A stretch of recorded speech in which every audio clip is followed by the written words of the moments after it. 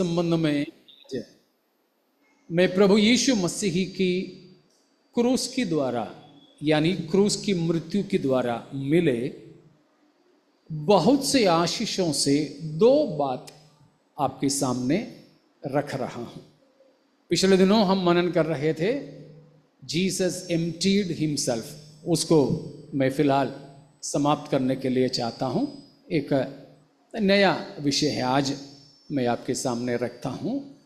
पिछले दिनों में मैं और कहीं प्रभु की वचन बांटता समय ये बात मेरा दिल के अंदर काफ़ी मुझे उत्साहित किया, वो मैं आपके सामने रख रहा हूं।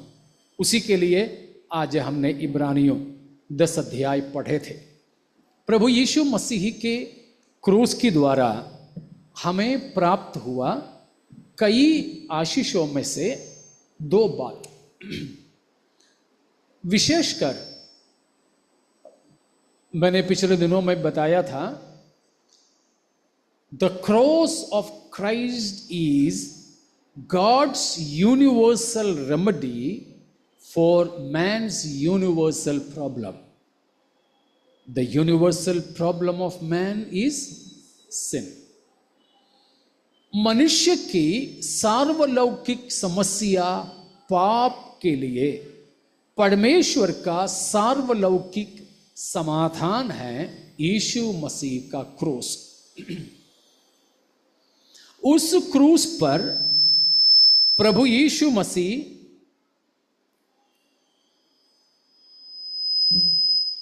उस क्रूस पर हमारे प्रभु यीशु मसीह मारा गया।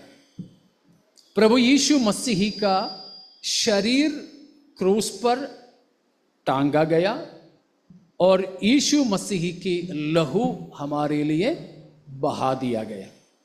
उसमें यीशु मसीह की शरीर के सिलसिले में दो बात है आज मैं आपको बता रहा हूं। समय ज़्यादा नहीं तो मैं शीघ्र ही समाप्त करूं। आज हमने पढ़े इब्रानियों 10 अध्याय। उसमें हम शुरुआती वचन में पढ़ते हैं कि जानवरों के बलिदानों के द्वारा हमारे उद्धार नहीं हो सकता था, इसीलिए बार बार हर साल उसको चढ़ाया जाना पड़ता था। तब यीशु मसीह ने कहा, 5वां पद में लिखा है, देख मैं आया हूं, एक शरीर तूने मेरे लिए तैयार किया है। तो प्रभु यीशु मसीह हमारे लिए उद्धारकर्ता और छुटकारा देने वाला होकर जगत की उत्पत्ति से पहले ही परमेश्वर ने ठहराया था और हमें छुड़ाने के लिए यीशु मसीह को आने का एक शरीर की तैयारी भी कब से ही हो चुका था? समयों की शुरुआत से पहले ही हो चुका था।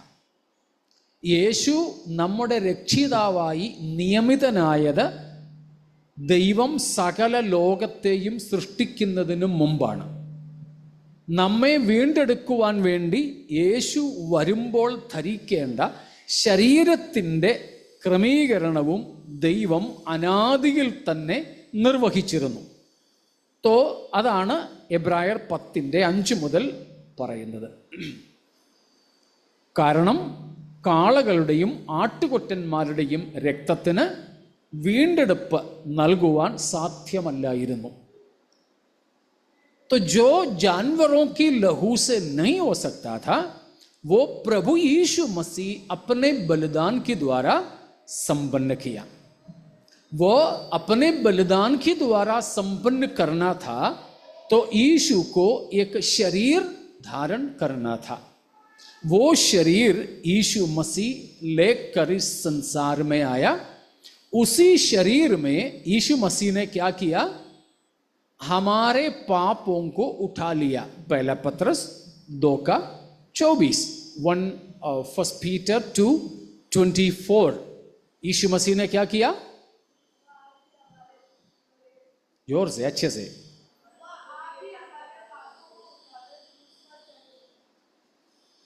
थोड़ा सा छूट गया। अपने देह पर, वो चाहिए था, अपने देह पर लिए हुए क्रूस पर चढ़ गया। तो यीशु मसीह जिस शरीर में प्रकट हुआ, उस शरीर में हमारे पापों को उठा लिया। रोमियो 8:3 में हम पढ़ते हैं कि उस शरीर में परमेश्वर ने हमारे पापों पर दंड की आज्ञा दिया। നമുക്ക് വേണ്ടി യേശു ജഡം ധരിച്ചു. ആ ജഡശരീരത്തിൽ 1 പത്രോസ് 2:24 പറയുന്നു, നമ്മുടെ പാപങ്ങളെ തൻ്റെ ആ ജഡശരീരത്തിന്മേൽ വഹിച്ചുകൊണ്ട് ക്രൂശിന്മേൽ കയറി. റോമർ 8:3 പറയുന്നു, ആ ശരീരത്തിൽ പിതാവായ ദൈവം നമ്മുടെ പാപത്തിന് ശിക്ഷ വിധിച്ചു. तो यीशु की शरीर में, यीशु शरीर धारण किया, उस शरीर में हमारी पापों को उठा लिया और उसी शरीर से क्रूस पर चढ़ गया और उसी शरीर में पिता ने हमारी पापों पर दंड की आज्ञा दी. तो क्या हुआ? दो चीज. वैसे तो दोनों चीजों का मतलब एक बोल सकते हैं. वो है, आज हमने पढ़ा इब्रानी 10:19-20 को पढ़िए. यीशु की शरीर की मृत्यु की द्वारा क्या प्राप्त हुआ? हाँ हाँ,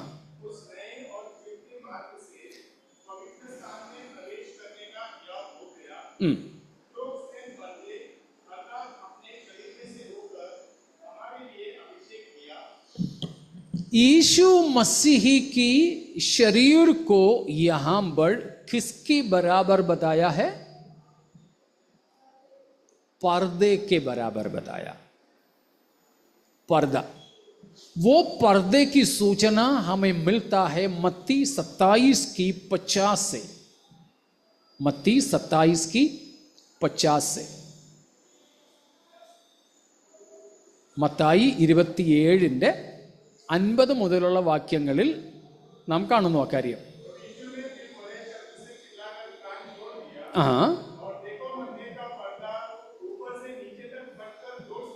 यीशु मसीह की क्रूस की मृत्यु के समय कई घटना हुआ, उसमें से एक है जो हमें अभी चाहिए. वो है मंदिर का पर्दा नीचे से ऊपर तक, ऊपर से नीचे तक क्या हुआ? फट गया. और ऐसे नहीं कि थोड़ा सा कहीं फटा हो, नहीं, वो 2 टुकड़े हो गए.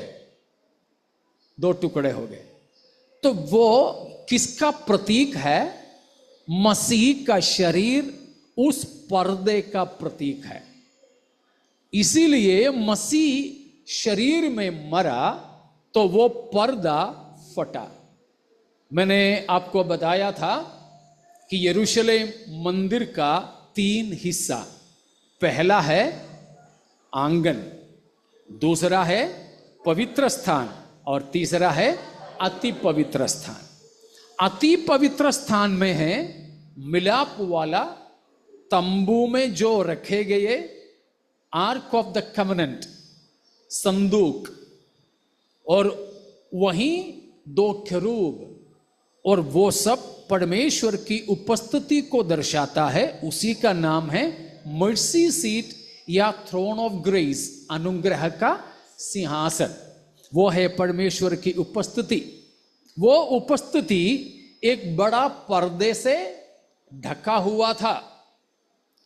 केवल महायाजक एक ही बार उसमें साल में प्रवेश करता था, वो भी धरधराता हुआ, हाथों में जानवरों की बलिदान का लहू लिए हुए. लोग भी दम घुट कर बाहर खड़े होते थे. जब तक वो बाहर ना आए तब तक इनका सांस लेना नहीं होता था, क्योंकि वो जिंदा बाहर नहीं आया तो 1 साल का इनका पाप क्षमा नहीं हुआ। तो वो महायाजक अकेला 1 साल में 1 ही बार मंदिर में प्रवेश अंदर करता था। पर्दे से, बड़ा मोटा पर्दे से वो ढकी रहती थी साल भर 24 घंटे। अंदर जलने वाला ज्योति की, दिया की ज्योति तक बाहर झलक नहीं सकती थी। तो लोगों को वैसे तो पता है अंदर क्या है, जैसे हमको पता है, क्योंकि हमने किसी ने देखा तो नहीं है, वैसे वे लोग भी जानते थे, लेकिन किसी ने कभी देखा नहीं अंदर क्या है, महायाजक को छोड़।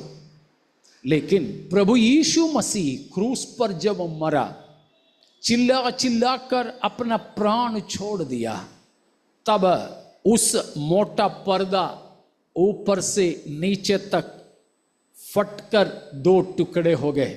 तो क्या हुआ?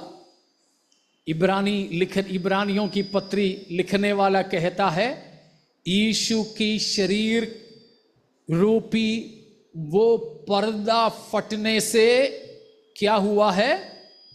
वहीं आंगन में रहकर भी भीतर की ओर देखें तो वहां तक की दृश्य अब बिल्कुल खुला हुआ, साफ हुआ। वो केवल दृष्टि ही नहीं, परंतु उस व्यक्ति को भी अब सीधे सीधे कहां प्रवेश करने को मिलेगा? आंगनों से पवित्र स्थान में होकर महापवित्र स्थान तक, उस महापवित्र स्थान तक। हालेलुया। समझ में आ रहा ना? इसीलिए इब्रानियों में हमने पढ़े अभी 10वां अध्याय में कि आओ भाइयों और बहनों, हम हियाव बांधकर उस नया रास्ते से, यीशु की शरीर की फटने से, मरने से हमारे लिए खुल गया है, हम अंदर प्रवेश करें। Praise God. इसीलिए मैंने इससे पहले वाला संदेश में बोला कि हम आंगन में नहीं हैं। മലയാളത്തിൽ പാടാറുള്ള ഒരു പാട്ട് ഞാനിപ്പോൾ പാടാറില്ല. പാടിയാൽ കൂടെ പാടും, പക്ഷെ ഹാ മനോഹരം യാഹേ നിന്റെ ആലയം, എന്തൊരാനന്ദം തവ പ്രാകാരങ്ങളിൽ. ആ കാലം കഴിഞ്ഞു പോയത് കൊണ്ടാണ് അത് പാടുവാൻ ഞാൻ ഇഷ്ടപ്പെടാത്തത്. പ്രാകാരങ്ങളിലല്ല, പ്രാകാരം അത്ര മനോഹാരിതമായിരുന്നെങ്കിൽ വിശുദ്ധ സ്ഥലവും കടന്ന് അതിവിശുദ്ധ സ്ഥലത്തേക്ക്, ദൈവത്തിൻ്റെ സാന്നിധ്യം നിറഞ്ഞു നിൽക്കുന്ന ഇടത്തേക്ക്, കൃപാസനത്തിങ്കിലേക്ക് പ്രവേശിപ്പാൻ നമുക്ക് സാധിച്ചെങ്കിൽ അത് എത്രയോ മനോഹരമാണ്. ആ ഒരു പ്രവേശനമാണ് ദൈവം യേശുക്രിസ്തുവിൻ്റെ ശരീരമെന്ന തിരശീല ചീന്തി നമുക്ക് സാധിപ്പിച്ചത്. അതിൻ്റെ ഓർമ്മയാണ് ഈ തിരുമേശ. यीशु मसीह का वो शरीर रूपी पर्दा को फाड़कर हमारे लिए एक नया रास्ता परमेश्वर ने खोला. कहां की ओर? उसको मैं ऐसे बोलूं, अपने ही ओर. परमेश्वर ने वो नया रास्ता, नया राजमार्ग को खोला, नया राजमार्ग को खोला. हम सब गैर यहूदियों को, पापियों को, जो यहूदियों के विचार के अनुसार हम कौन थे? हम अन्य जाति के लोग कौन थे? नरक के लिए लकड़ी थे.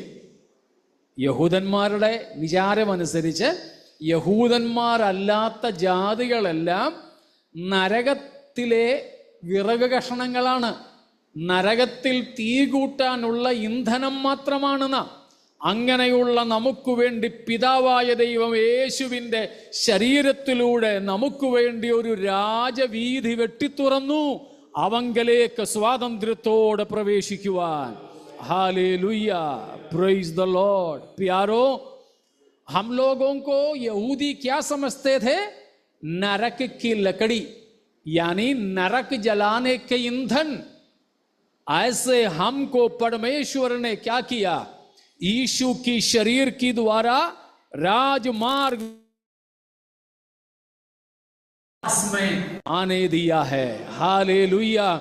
हम अब आंगन में नहीं, अब हम पवित्र स्थान में नहीं, परंतु अति पवित्र स्थान में अनुग्रह की सिंहासन के पास है। वो है इब्रानियों 4:16 भी बताते हैं। ये सौभाग्य के लिए प्रभु का धन्यवाद करें, उसी की स्मरण के लिए ये प्रभु का मेज है। हालेलुया। दूसरी बात, यीशु की शरीर में परमेश्वर ने और एक काम किया। यीशु का शरीर को और एक जगह पर बताया है। एक, या उसको पढ़ लीजिए तब आप समझेंगे। इफिसियों 2:14-15। इफिसियों 2, Ephesians 2:14-15। वही कौन? हाँ, यीशु मसीह ही हमारा मेल, माने मेल मिलाप है। हाँ,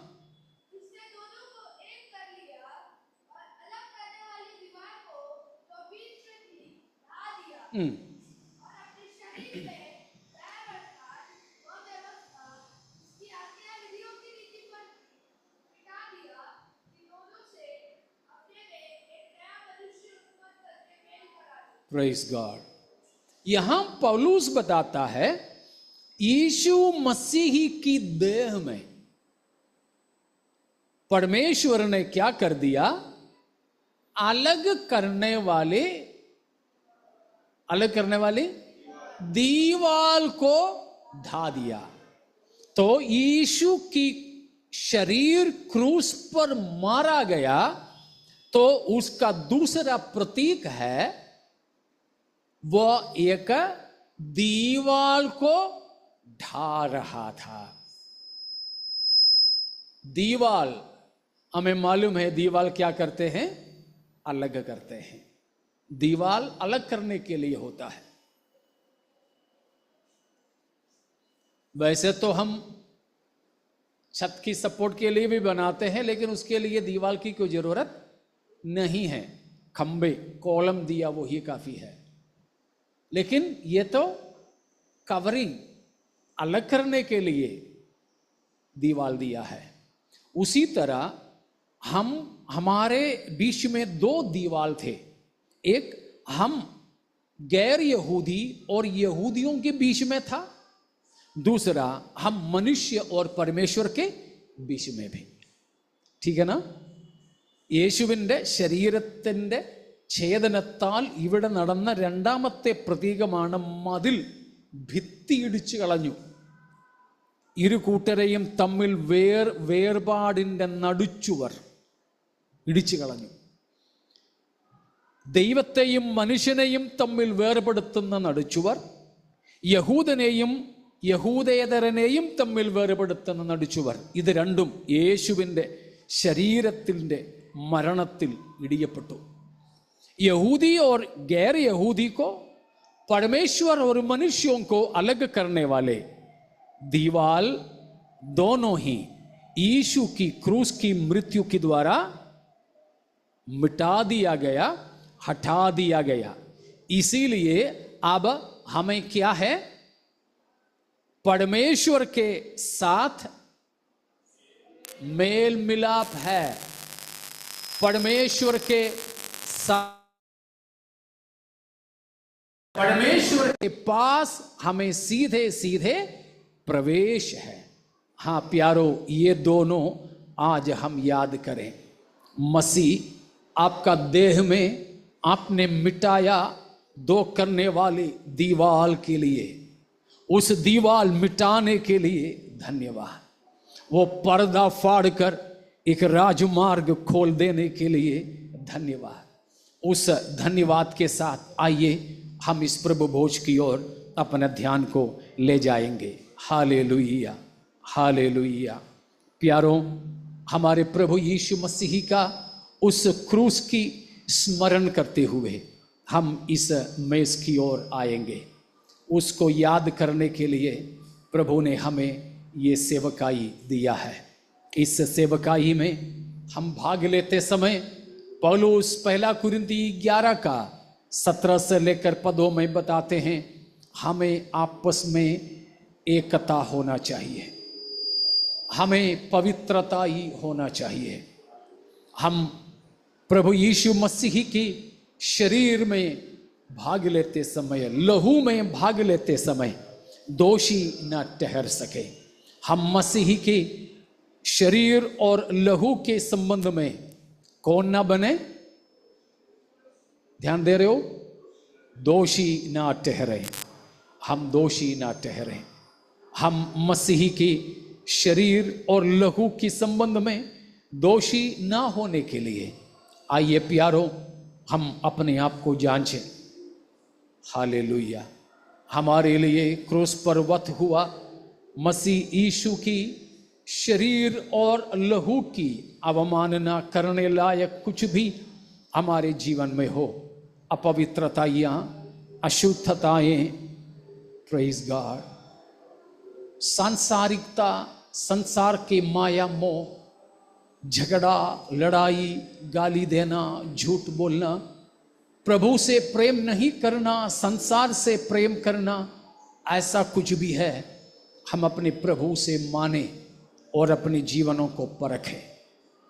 കർത്താവായ യേശുവിൻ്റെ രക്തവും ശരീരവും സംബന്ധിച്ച് നാം ആരും കുറ്റക്കാരായി തീരാതിരിപ്പാൻ ഇന്ന് പകൽ നമ്മെ തന്നെ ശോധന ചെയ്തും ക്രൂശിനെ ധ്യാനിച്ചും കൊണ്ട് कर्ताविൻ്റെ सन्निधिയിലേക്ക് നമുക്ക് അടുത്തു വരാം।